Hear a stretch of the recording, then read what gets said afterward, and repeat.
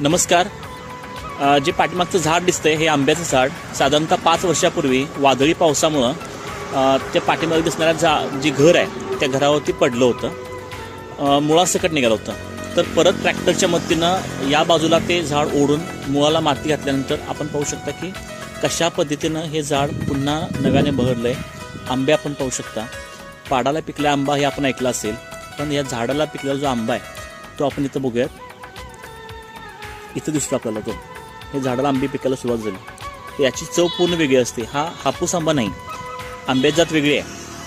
आंबा कोणता आहे तर साधारणपणे आपण आंबा खाऊन जी टाकलेली कोय असते त्या कोयीमुळं हा आंबा आहे तो उगवलेला आहे. तर या आंब्याच्या झाडाचं वैशिष्ट्य म्हणजे तुम्ही बघू शकता की मुळासकट निघाल्यानंतर सुद्धा परत ते झाड स्टेबल झालं आणि त्या झाडाचा बहार जो आहे तो आपण पाहू शकतो. ते आंबे आपल्याला पाठीमध्ये दिसतात. तर निसर्गाची जी देण असते, निसर्ग जर त्याची इच्छा असेल तर कुठेही ते झाड उगवू शकतं किंवा परत त्याला नवीन जीवन मिळू शकतं. हे त्याचं एक उत्तम उदाहरण म्हणता येईल. हा जो पिकलेला आंबा आहे तो आपण काढायचा प्रयत्न करूयात. थोडंसं खाली ओढून आपण पिकलेला आंबा काढायचा प्रयत्न करूयात. हा सहजपणे आंबा निघाला. बघितलं की हात लावल्यानंतर सहजपणे हा आंबा निघाला.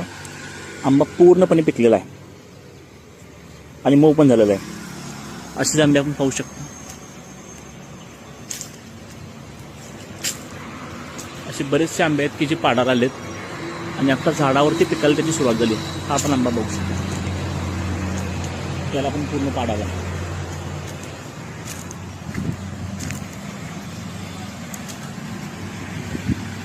हा आंबा आता आपण कापून पाहूयात की हा आंबा कसा आहे, आतून कसा पिकलेला आहे.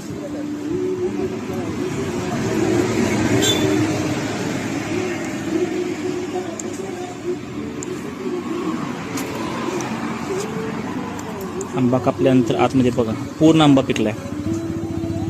तर या आंब्याची चव कशी आहे ते आपण बघूया. आंबा कापण्याची नवीन पद्धत.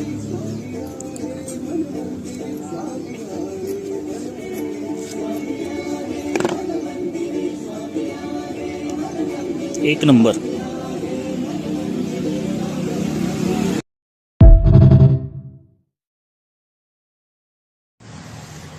नमस्कार.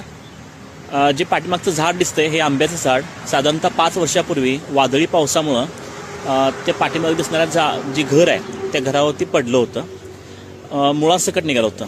तर परत ट्रॅक्टरच्या मदतीनं या बाजूला ते झाड ओढून मुळाला माती घातल्यानंतर आपण पाहू शकता की कशा पद्धतीनं हे झाड पुन्हा नव्याने बहरलं आहे. आंबे आपण